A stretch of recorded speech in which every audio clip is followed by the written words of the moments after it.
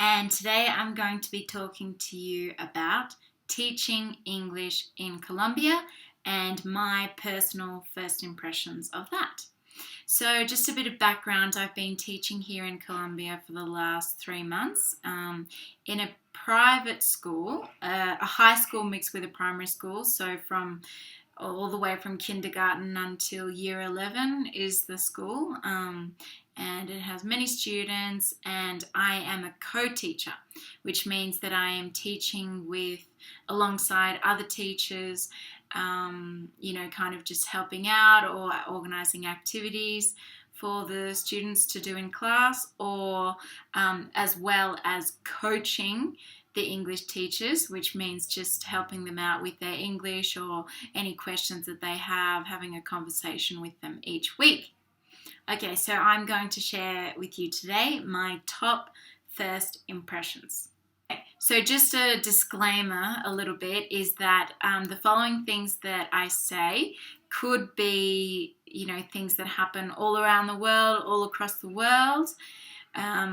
Because this is my first time teaching English, so it could be something to do with everything across the whole world, or could be the Colombian culture. So not just in the school, it could just be across the whole culture. But these are just my first impressions anyway, that I think that are very significant being in Colombia. Number 1. The organisation of the people.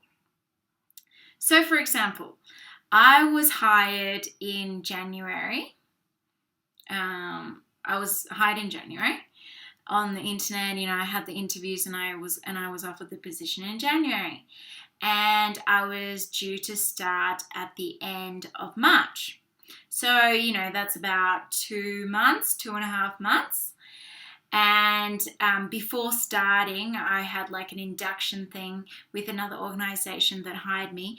And so I was in the induction, and a week before starting, the manager from my school came and said, we're really looking forward to having you, and see you on Monday.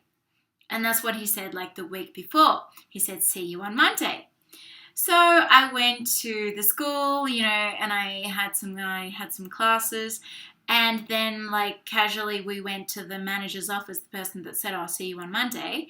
And I went to his office, and he said, oh, what are you doing here? And I said, I start today. And he said, oh no, the contract hasn't been signed between, the organisation that hired me, the NGO that hired me, and the school. The contract hadn't been signed.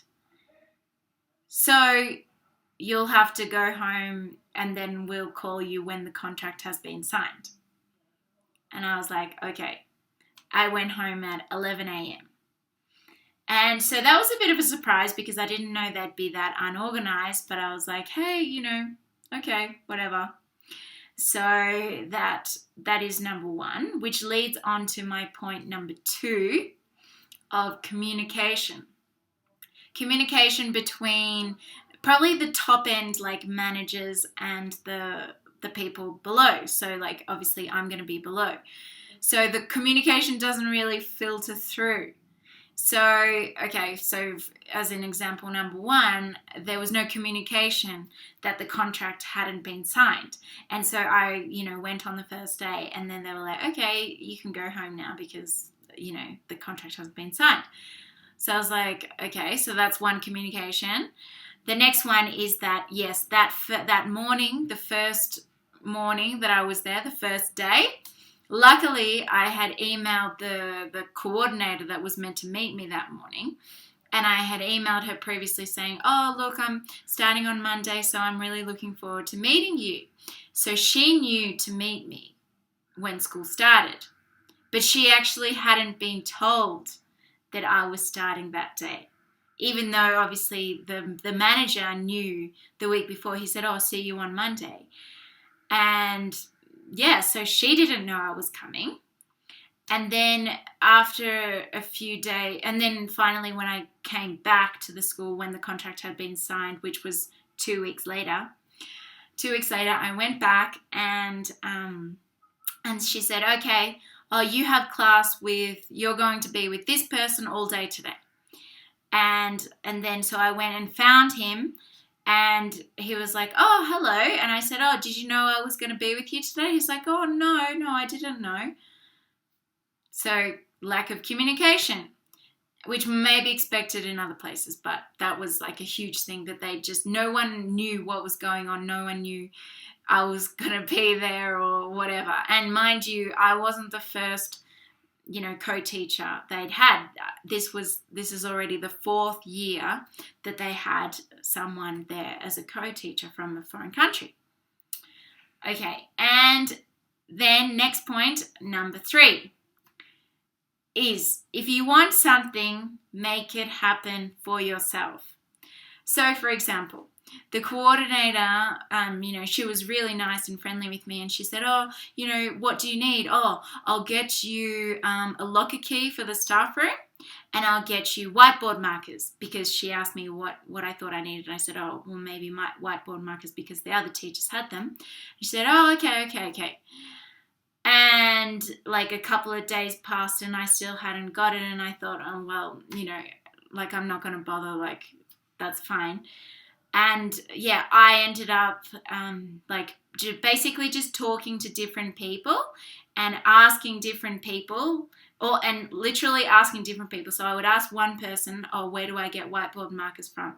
And then they would give me an answer, but I would still keep asking where I would get them from, just to make sure that it was the right answer.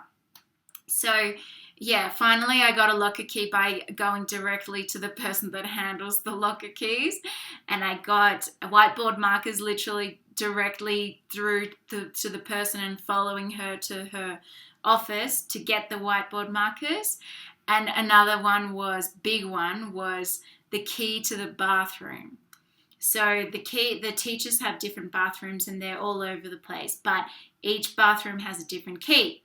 And there's like a main, key, like a main bathroom in the admin building, which is at the front of the school, and the library, which is at the front of the school. But my classes were sometimes at the back of the school.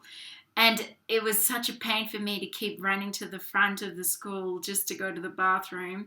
And I needed to go a lot because I drink a lot of water and I'm vegan and, mainly raw vegan. So I had to run to the bathroom a lot, and it was such a pain to run there every time. And so I was like, okay, ask this one guy who I got the locker key from, and I said, look, I need the key to the bathroom, key to the bathroom, key to the bathroom. Every day I would ask him, every day. He's like, yes. Finally, I asked someone else, and they got it for me like that. And now I am so thankful to that person, because now I no longer need to run to the bathroom and run back and be late for class maybe. The next one is be prepared. And be prepared could mean various different things, but the point I'm trying to make is that, okay, even though they might not be organized, and I don't know whether it's because, we or I am from a different country or whatever, but they kind of expect you to be organized and being prepared. So, for example, my first week of school, they were like, okay, so do you have an activity for the students? And I was like, well, okay, I haven't met the students yet. I don't know what their level of English is. I don't know what types of activities you want me to organize. I don't know what topics you have covered. I don't know any of these things, and you're asking me whether I have an activity. And I was like, well, okay, maybe not this week. And they were like, oh, okay. And so they were kind of just like, okay. And then also for the coaching as well, the coaching, one-on-one with the teachers, like helping them with the English. Like, it's good. Even though I asked them, okay, what do you want to cover in the coaching? And most of them said, oh, yeah, just conversation. Conversation can, if you get along with someone really, really, really well, then you can talk all the time. But, you may run out of things to say, which is completely normal. So, maybe organize some like backup plans, and these I've kind of gotten a hang of these as time has gone on. So I'll make another video on like, you know, things to cover with people, topics and activities to do. So basically, yeah, I just want to say, like, be prepared, even though you think that you'll get like a smooth introduction into the school or the classes. Best to be prepared. Okay, and number 5, in a Colombian school. So I'm pretty sure all Colombian schools, private and public, they get a snack. So in the morning they have classes, and they have a snack, and then they have afternoon classes. Some schools go home after that, some students from some schools, but my school has snack and then classes, and then we get lunch and then classes again, and they go home. So we finish at 3 o'clock, but other schools finish at 12 o'clock actually. And this food is very unhealthy. So for the snacks, they have, so maybe like a sweetened yogurt, like a very sweet yogurt, jelly, no fruit, I must say, in the snacks. Like sugary treats, like maybe chips, or like snack food, wafers. So all sugary with obviously dairy and, you know, animal products, and I'm vegan. So yeah, it's not healthy. And I actually once asked someone, I said, oh, so who, you know, picks this food? And someone said, oh yeah, the nutritionist calculates how many calories the students need. And I was like, okay, interesting. So that's the snack, and then the lunch is like, okay, and this is a cultural thing, but so they might have rice packed with salt and oil. Rice always cooked with salt and oil. They think it's not rice if it's not cooked with salt and oil. And then meat with like a very salty salad, like a tiny bit of salad on your plate. If you ask for more, you can get more. And you can ask for none, and they give you none. So like, yeah, not very healthy food at all. But actually they do serve a piece of fruit at lunch as well. But, you know, it's not like healthy, which I was like, you know, I would like to change that one day, but that is really a cultural thing, because kids here just eat like packets of chips and packets of this and packets of that, like all the time. So I don't know, it's a cultural thing. Don't know how to change. Well, hopefully eventually we'll change that.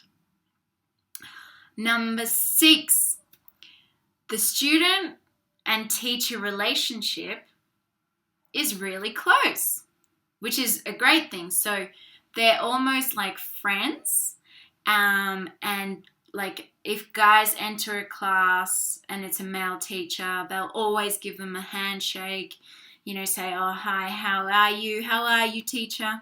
And like, so it's a really friendly relationship that they have, and like, you know, they might joke around with them and blah, blah, blah. But they still have respect for the teacher, well, sometimes. So I think that's a really good thing. And so with me, they don't really see me as a teacher. They just see me like as an assistant. They just call me Anna all the time, which is nice. Like, I like that. They're very friendly with me, but they're, also very friendly with the students. Like, they give them hugs and, like, you know, tap them on the head and stuff. And, like, that's all really normal. So I thought that was really nice, actually. Like, I personally like that.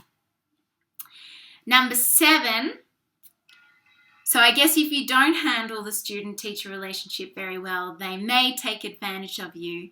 And sometimes the discipline in the class, there's no discipline sometimes. So they might, like, some things that really surprise me, even the discipline classes, like, students think they can just, like, stand up in the middle of the class while you're talking, explaining something, and, like, go to the other side of the room to talk to their friend and then go back. Or, like, they might even just stay at their desk and, like, just yell out at the at their friend on the other side of the room, and they think that's okay. Well, that's not okay, and yeah, so I find that, and perhaps I don't know if they're taking advantage of the teacher or like if there's just no discipline there. So don't know. And last point, number 8, is there are lots of class interruptions and lots of public holidays. So with one of my classes, so I see one class only once per week. So I see 17 classes per week, and I only see one of them once a week, if that makes sense. And there's one class I have on Fridays that I've literally only seen twice, and I've meant to have seen them like 9 times. So yeah, lots of interruptions, but that class is on a Friday, so maybe that's why, because there's always interruptions on Fridays. So there might be like school performances, so performances for whatever reason, like Children's Day, International Day, different days. So performances, or other organisations coming to talk to the students or do a performance for the students or something like that. So that for just like random reason. University fairs, like, so, fairs so that the students know, which university to go to and ask questions and things like that. And yeah, on public holidays, there's a lot of public holidays in Colombia, like mostly religious, which is like good, we get a day off and things, but, lots of class interruptions, and I miss classes with a lot of my classes. So yeah, just, but I guess, another cultural thing, I guess. So I guess with all of those first impressions, anyone who is coming to teach English in Colombia and is not used to the culture, one tip is basically to expect anything. Expect anything to happen. Don't be surprised that it happens, even though you don't know what to expect, but just don't be surprised with anything. Just take it as it comes. Be relaxed, go with the flow, go with the culture. If you don't agree with something, maybe just go with the flow a little bit and see how you go. So yeah, well, they're my tips, and that is my tip, and they are my first impressions. So if you like this video, please give it a thumbs up. If you want to hear more about teaching English in Colombia, let me know, and I may do more in the future. Okay, thank you.